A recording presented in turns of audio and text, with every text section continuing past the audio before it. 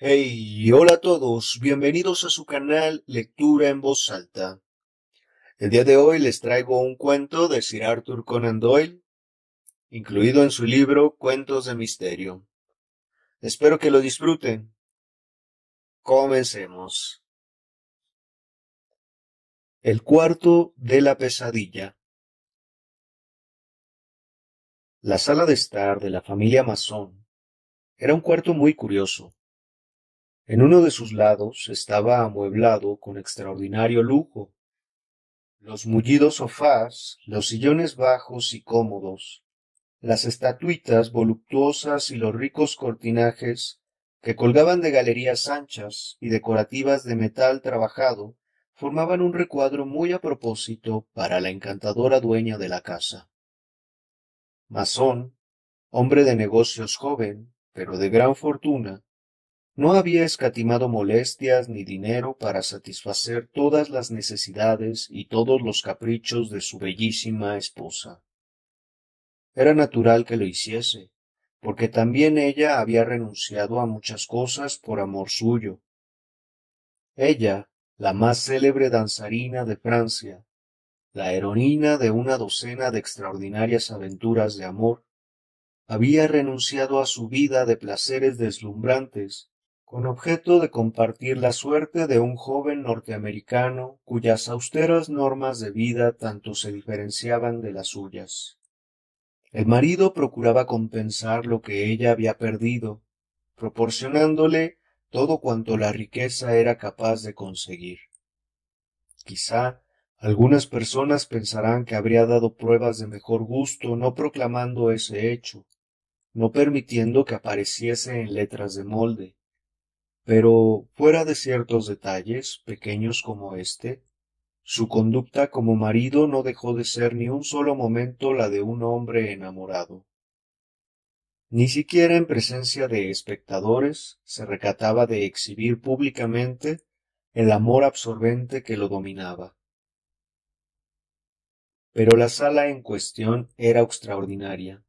Al principio parecía una cosa que no se salía de lo vulgar, pero después de frecuentarla por algún tiempo, se descubrían en la misma unas características siniestras. Era un cuarto silencioso de una mudez absoluta. En sus ricas alfombras y tapicerías se ahogaban toda clase de pisadas. Ni siquiera un forcejeo o la caída de un cuerpo producían el más ligero ruido. Otra característica era lo apagado de sus colores y la luz que parecía estar pasada siempre por un tamiz. Tampoco su amueblamiento resultaba de gusto uniforme. Se habría dicho que cuando el joven banquero llevaba derrochadas miles de libras en aquel salón íntimo, en aquel estuche para la joya de que era dueño, se dio súbitamente cuenta de que no había calculado el coste de aquello, y no había seguido adelante por miedo a la bancarrota. Todo lujo estaba concentrado en la parte del cuarto que daba a la calle concurrida que pasaba por debajo. En cambio, en el lado contrario, el cuarto estaba desnudo, espartano, y reflejaba más bien los gustos de un hombre sumamente ascético y no los de una mujer amante del placer. Quizá por esa razón ella no pasaba en ese cuarto sino algunas horas cada día. Dos unas veces, cuatro en otras ocasiones, pero mientras estaba allí vivía intensamente. Y Lucila Masón era dentro de aquel cuarto de pesadilla una mujer muy distinta de lo que era fuera de allí, y también mucho más peligrosa. Peligrosa. Esa era la palabra. Nadie que hubiese visto su cuerpo delicado descansando encima de la enorme piel de oso con que el sofá estaba revestido, habría dudado de su peligrosidad. Lucila descansaba sobre el codo del brazo derecho y apoyaba su barbilla fina, pero voluntariosa, en la palma de su mano, mientras sus ojos, rasgados y lánguidos, adorables pero inexorables, miraban frente a ella con una firme intensidad que tenía algo de confusamente espantoso. Era el suyo un rostro encantador, el rostro de una niña, pero la naturaleza había colocado en ese rostro alguna marca sutil, cierta expresión indefinible, que delataban el demonio que se escondía en el interior. Se había observado que los perros retrocedían al aproximarse a ella y que los niños rompían a llorar y huían cuando pretendía acariciarlos. El instinto profundiza más que la razón. La tarde a que nos referimos ocurrió algo que la había trastornado profundamente. Tenía en su mano una carta, y la leía y releía con una contracción de sus finas cejas y un adusto apretar de sus labios deliciosos. De pronto experimentó un sobresalto, y una sombra de miedo suavizó la felina amenaza de sus facciones. Se incorporó, apoyándose en su brazo, y clavó con ansiedad su mirada en la puerta. Escuchó atentamente. Permaneció escuchando en espera de algo que le causaba espanto. Una sonrisa de alivio jugueteó por un momento en su rostro expresivo. De pronto metió la carta dentro de su escote, con una mirada de horror. Acababa de hacerlo cuando se abrió la puerta y entró con paso vivo en el cuarto un hombre joven. Era Archie Mason, su esposo, el hombre al que ella había amado, el hombre por el que había sacrificado su celebridad europea, el hombre al que ahora miraba como único obstáculo para su nueva y maravillosa aventura. El norteamericano era hombre de unos 30 años, completamente afeitado, de miembros atléticos, vestido elegantemente, con un traje de corte ajustado, que marcaba la línea perfecta de su cuerpo. Se quedó cerca de la puerta, cruzado de brazos, mirando fijamente a su mujer. Su cara habría podido calificarse de máscara hermosa y curtida del sol de no haber sido por aquellos ojos de mirada cortante. Ella seguía acostada sobre el codo, pero no apartaba sus ojos de los de Masón. Algo espantoso ocultaba aquel silencioso intercambio de miradas. Ambos se interrogaban mutuamente, y ambos hacían pensar en que la respuesta a su interrogación era asunto de vida o muerte.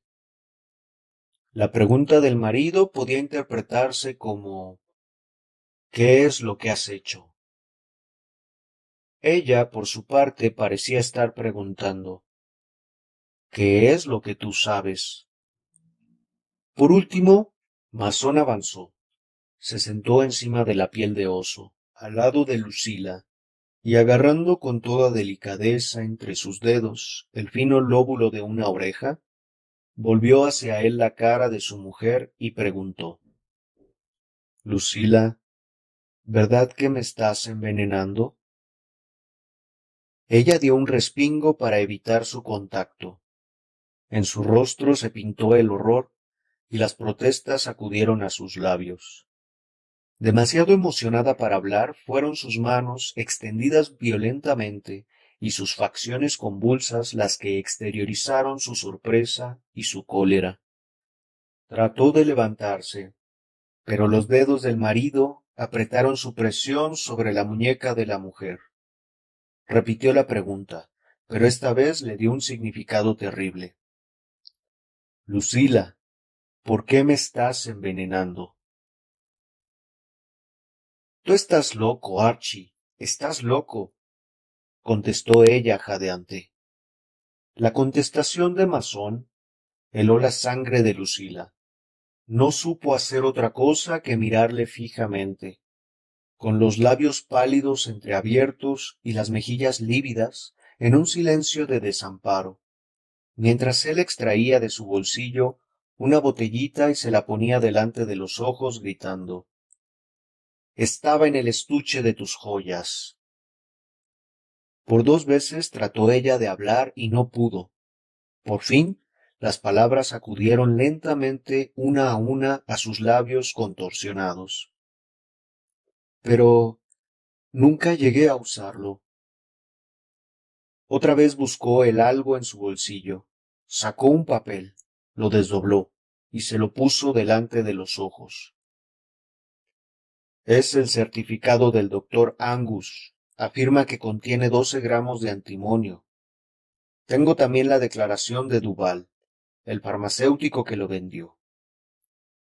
Daba miedo ver la cara de Lucila. Esas palabras no admitían réplica. No aceptaba sino a seguir allí, inmóvil y con la mirada fija y desesperada. Parecía una fierecilla caída en una trampa mortal. Él le preguntó: ¿Qué contestas? No obtuvo otra réplica que un movimiento de desesperación y de súplica. Entonces él dijo: ¿Por qué? Yo necesito saber el por qué. Mientras Masón hablaba, descubrió el borde de la carta que ella había metido apresuradamente dentro del pecho. Se la arrancó de un tirón. Ella lanzó un grito desesperado y se la quiso quitar, pero él la mantuvo apartada con un brazo mientras leía el escrito. De pronto jadeó. Campbell, es de Campbell. Ella recobró su audacia. Ya no había nada que ocultar. La expresión de su rostro se hizo dura y firme, y sus miradas parecían puñaladas mortales. Sí, es de Campbell, gritó. Santo Dios, precisamente de Campbell. Se puso en pie y caminó a rápidas zancadas por la sala. Campbell, el más noble entre todos los hombres que él había tratado en su vida, Campbell, cuya historia no era otra cosa que una larga cadena de abnegaciones, de valor, de todas las cualidades que distinguen al hombre elegido. También él era una víctima más de esta sirena, y se había visto arrastrado hasta el punto de traicionar, si no de hecho con la intención al menos al hombre cuya mano estrechaba como la de un amigo. Aquello parecía increíble, pero allí estaba, en sus manos, la carta apasionada, suplicante, en la que pedía a su esposa que huyese y compartiese el destino de un hombre pobre de necesidad. Pero al menos todas las frases de la carta daban a entender que Campbell no había pensado en la suerte de Masón, que lo habría desembarazado de toda clase de dificultades. Solución tan endemoniada era producto del cerebro astuto y malvado que maquinaba sus planes dentro de aquel cuarto maravilloso. Masón era un hombre de los que sólo se encuentra uno entre 1.000.000. Filósofo, pensador, poseído de una simpatía llena de comprensión y de ternura hacia los demás. Su alma quedó anegada en amargura durante un momento. En ese momento habría sido capaz de matar a su esposa y a Campbell, para después matarse con la serenidad de espíritu propia de quien ha cumplido con lo que era una obligación evidente. Pero un momento después, paseándose por la habitación, empezaron a prevalecer en su cerebro otros pensamientos más benignos. ¿Cómo podía censurar a Campbell? Esta mujer poseía un encanto irresistible, nacido no sólo de su belleza física maravillosa. Parecía dotada de una facultad exclusiva suya, la de interesarse por un hombre, meterse a fuerza de retorcimientos hasta lo más hondo de su conciencia, atravesar aquellos pliegues de su personalidad, demasiado sagrados, para exponerlos al mundo y aguijonearlo hacia la ambición, e incluso hacia la virtud. Ahí era precisamente donde se descubría la mortífera sabiduría de sus redes. Recordaba lo que a él le había ocurrido. Lucila era entonces una mujer libre, o así al menos lo creyó él, y no había encontrado ningún obstáculo para hacerla su esposa. Pero supongamos que hubiese estado casada. ¿Habría sido eso un obstáculo insuperable para él? ¿Habría sido capaz de apartarse de ella sin haber llegado a saciar sus anhelos? Masón no tenía más remedio que confesarse que, a pesar de toda su tenacidad de hombre de la Nueva Inglaterra, no habría podido resignarse. ¿Por qué, pues, sentía tal rencor contra este desdichado amigo suyo, que se veía ahora en el mismo caso? Y al pensar en Campbell, su corazón rebosó de piedad y simpatía. ¿Y ella? Allí la tenía, tendida en el sofá, como una pobre mariposa destrozada, con sus ensueños aventados, su conjura descubierta, las perspectivas de su porvenir tétricas y llenas de peligros. Y el corazón de Masón se sintió invadido de compasión, incluso hacia ella, convicta de envenenadora. Conocía detalles de su vida pasada. La echaron a perder desde la cuna a fuerza de mimos, de falta de frenos, de no domar sus instintos, de dejarla que se saliese siempre con la suya, a fuerza de astucia, de belleza y de encantos. Jamás encontró un obstáculo en su camino. Ahora que surgía uno había querido apartarlo, en un acceso de locura y de perversidad. Pero si ella había querido apartar a toda costa el obstáculo, ¿no significaba eso mismo que él, Masón, había sido encontrado falto de peso? Es decir, que él no era el hombre capaz de proporcionarle la paz del alma y la satisfacción interior. Él era demasiado severo y demasiado razonable para aquel temperamento de alas inquietas y alegres. Él era un hombre del norte y ella una mujer del sur, a los que había juntado fuertemente la ley de los contrastes, pero sólo de un modo pasajero. Él debió preverlo, sí, debió haberlo comprendido. Sintió que su corazón se compadecía de ella como se habría compadecido de una niña que se encuentra en una situación dolorosa e irremediable. Estuvo un rato paseándose por la sala sin decir palabra, con los labios apretados, con los puños apretados, hasta clavarse las uñas en la carne. De pronto, en un arranque brusco, sentóse junto a Lucila y oprimió entre las suyas las manos frías e inertes de la joven. Un pensamiento se abrió paso en su cerebro. ¿Es esto que hago un acto de caballerosidad o de cobardía? Esa pregunta resonó en sus oídos, tomó forma en letras ante sus ojos, y casi le pareció que tomaba forma exterior y material, de modo que todo el mundo podía leer esas letras. La lucha interna había sido terrible, pero él se había dominado y dijo: Querida, tú misma vas a elegir entre nosotros. Si estás verdaderamente segura, ¿comprendes?, de que Campbell es capaz de hacerte feliz como marido, yo no seré un obstáculo. ¿Te divorciarías?, jadeó ella. La mano de Masón apretó la botella del veneno y contestó: Llámalo divorcio, si así te parece. Los ojos de aquella mujer, fijos en Masón, se fueron iluminando con un extraño resplandor. Ella no se había enterado de la existencia de ese hombre dentro de Masón. Desaparecía el norteamericano, rudo y materialista. En su lugar empezaba ella a vislumbrar a un héroe, a un santo, a un hombre capaz de elevarse hasta alturas inhumanas de abnegación. Apretó con sus dos manos la mano de Masón que oprimía la botella fatal y gritó: Archie, ¿serías tú capaz de perdonarme hasta eso? Él la miró y se sonrió. Después de todo, no eres sino una niñita voluntariosa. Ella extendió sus manos para abrazarlo, pero en ese instante dieron unos golpes a la puerta, y entró la doncella caminando de la manera muda con que todo se movía dentro del cuarto de Pesadilla. Presentó una tarjeta en la bandeja.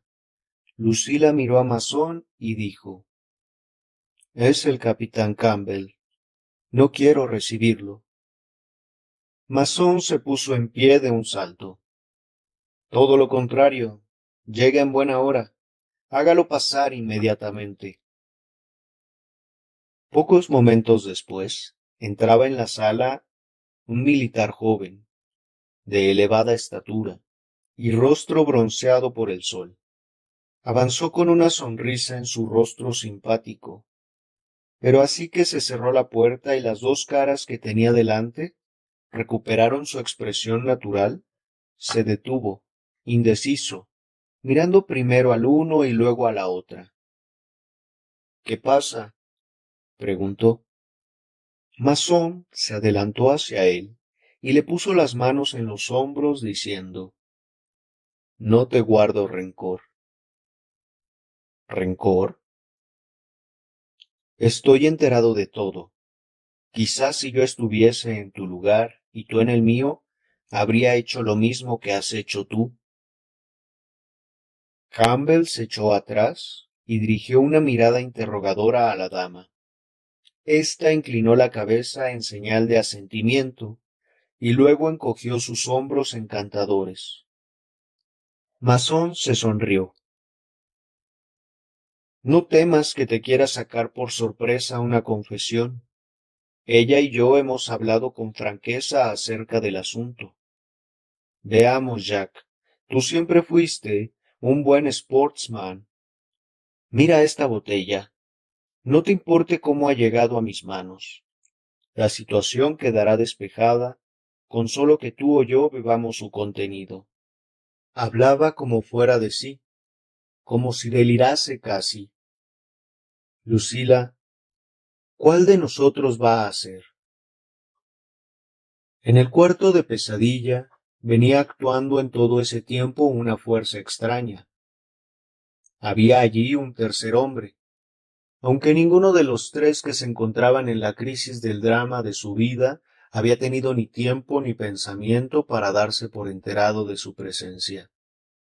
Nadie habría podido decir el tiempo que allí llevaba, ni todo lo que había escuchado. Permanecía agazapado junto a la pared, en el rincón más lejano del pequeño grupo, lo mismo que un siniestro reptil, silencioso e inmóvil, salvo por un leve calambre nervioso de su mano derecha cerrada. Ocultábalo a la vista una especie de caja cuadrada y un puño negro dispuesto astutamente encima, como para ocultar su cara. Había seguido con la mayor atención y ansiedad todas las fases del drama, y casi había llegado el momento de que interviniese. Pero ninguno de los otros tres personajes esperaba esa intervención.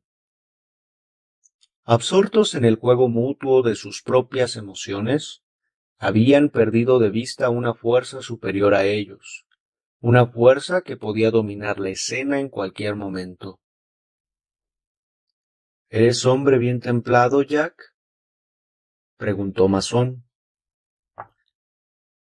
El militar asintió con un movimiento de cabeza, pero en ese instante gritó la mujer: «No, eso no, por amor de Dios».